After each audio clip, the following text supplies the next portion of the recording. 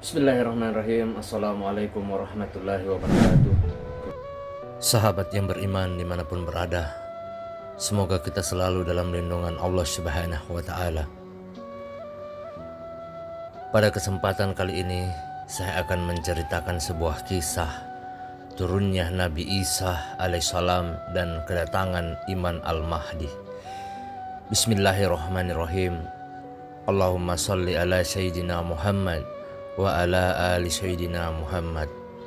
Harapan dan doa saya kepada semua sahabat-sahabatku dimanapun berada, semoga kita selalu dalam lindungan Allah Subhanahu wa Ta'ala, dilancarkan rezekinya dan dipanjangkan umurnya, amin ya rabbal alamin. Sebelum kita lanjut ke ceritanya, jangan lupa like, share, dan subscribe. Baik saudaraku dimanapun berada, dalam berbagai hadis Rasulullah Sallallahu Alaihi Wasallam menceritakan sosok Imam Mahdi yang berasal dari keturunannya.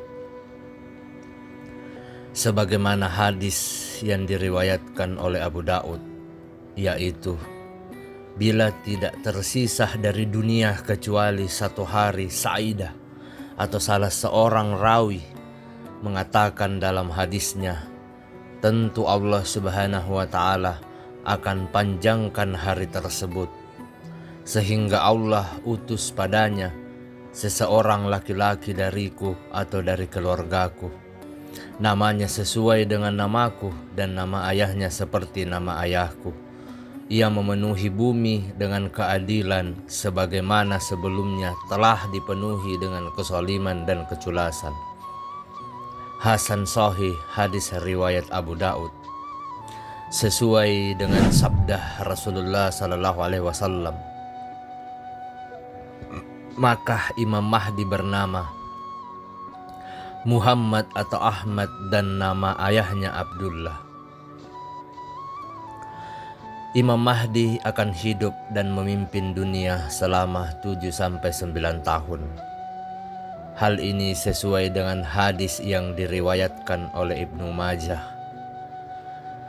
Akan ada pada umatku Al-Mahdi, bila masanya pendek maka 7 tahun, kalau tidak maka 9 tahun. Hadis riwayat Ibnu Majah.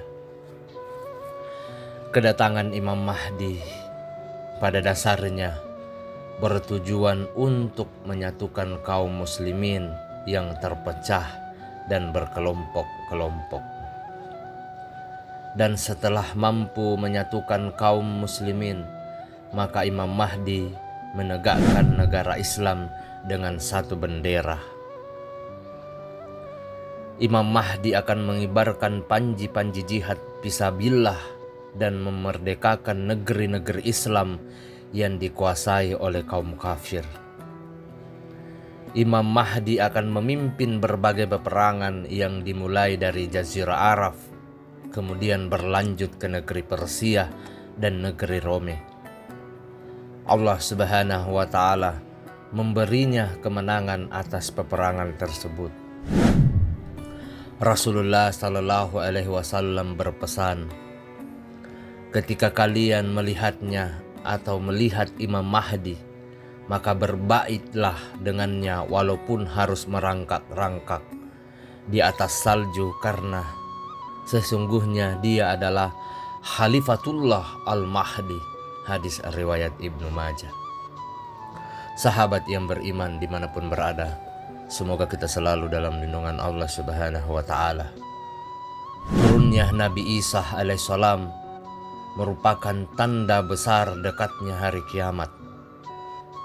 Ada sekitar 33 hadis sahih, bahkan sebagian ahli hadis mengatakan jumlahnya sekitar 90 hadis tentang kedatangan Nabi Isa alaihissalam pada akhir zaman.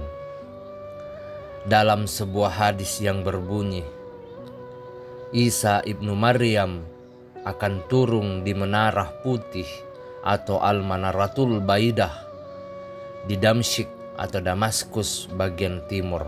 Hadis riwayat Tabrani dari Aus bin Aus. Saat turun Nabi Isa alaihissalam turut melaksanakan sholat berjamaah bersama Imam Mahdi. Imam Mahdi kemudian berkata, "Majulah wahai Rasulullah jadi imam." Nabi Isa alaihissalam menjawab, "Tidak, di antara kalian ada pemimpin yang telah dimuliakan oleh Allah Subhanahu wa Ta'ala dalam umat ini." Nabi Isa alaihissalam turun ke bumi tidak membawa syariat baru, tetapi melanjutkan syariat Nabi Muhammad sallallahu alaihi wasallam untuk menegakkan agama tauhid dan meluruskan kaumnya yang menyembahnya sebagai Tuhan.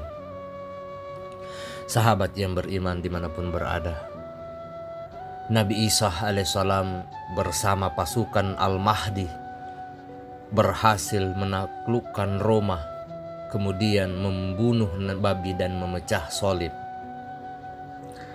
Sejak itulah umat Nasrani berbondong-bondong memeluk agama Islam kecuali kaum Yahudi. Pasukan Islam dibawa kepemimpinan Al-Mahdi dan Nabi Isa alaihissalam kemudian memerangi bangsa Yahudi. Inilah tanda-tanda kiamat yang paling besar, sebagaimana sabda Rasulullah sallallahu alaihi wasallam, "Tidak akan terjadi kiamat sehingga kaum muslim berperang di Yahudi. Maka kaum muslimin membunuh mereka semua sampai Yahudi bersembunyi di belakang batu-batuan dan pohon-pohonan dan berkata batu dan pohon, 'Wahai muslim, wahai hamba Allah Subhanahu wa Ta'ala, ini Yahudi di belakangku, kemarilah dan bunuhlah ia, kecuali pohon Korkut, karena ia adalah pohon Yahudi.'" Hadis riwayat Muslim. Sahabat yang beriman dimanapun berada, bangsa Yahudi yang dipimpin oleh Dajjal akan melakukan perlawanan. Inilah perang terbesar pada akhir zaman. Dajjal bersama pasukan Yahudi akhirnya berhasil dikalahkan. Dalam sebuah riwayat, saat Dajjal sedang melarikan diri dihadang oleh Nabi Isa alaihissalam, badannya mendadak meleleh seperti lilin terkena api. Maka musnahlah Dajjal yang hidup di muka bumi lebih dari 4.000 tahun. Setelah itu dunia akan diliputi keamanan dan kedamaian. Sahabat yang beriman dimanapun berada, semoga kita selalu dalam lindungan Allah Subhanahu wa Ta'ala. Nabi Isa alaihissalam akan hidup di bumi selama 24 tahun untuk menegakkan keadilan dan kedamaian. Dalam hadis lain disebut selama 40 tahun. Nabi Isa kemudian wafat dan dimakamkan di samping makam Rasulullah sallallahu alaihi wasallam.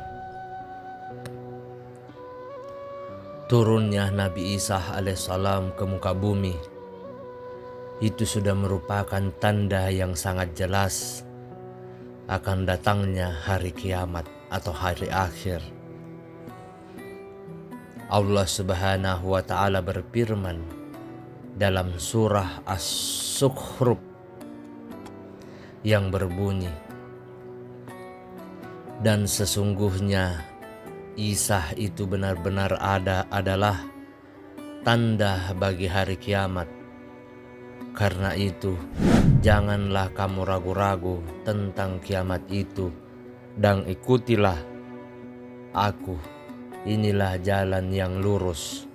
Quran As-Zukhruf ayat 61. Sahabat yang beriman dimanapun berada, turunnya Nabi Isa dan kedatangan Imam Al-Mahdi untuk menumpas Dajjal itu merupakan tanda-tanda akhir zaman yang wajib kita percayai. Sahabat yang beriman dimanapun berada, Wallahu alam bisawab. Demikianlah cerita singkat tentang turunnya Nabi Isa alaihissalam dan kedatangan Imam Al-Mahdi. Semoga apa yang saya sampaikan pada kesempatan yang mulia ini bisa bermanfaat untuk kita semua. Mohon maaf apabila ada salah kata ataupun ucapan dalam video ini, karena perlu kita ketahui bahwa kebaikan hanya datang dari Allah Subhanahu wa Ta'ala.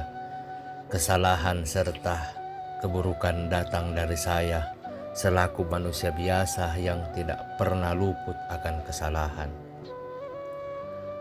Akhir kata, subhanakallahumma wa bihamdika ashhadu an la ilaha illa anta astaghfiruka wa atubu ilaik. Wassalamualaikum warahmatullahi wabarakatuh.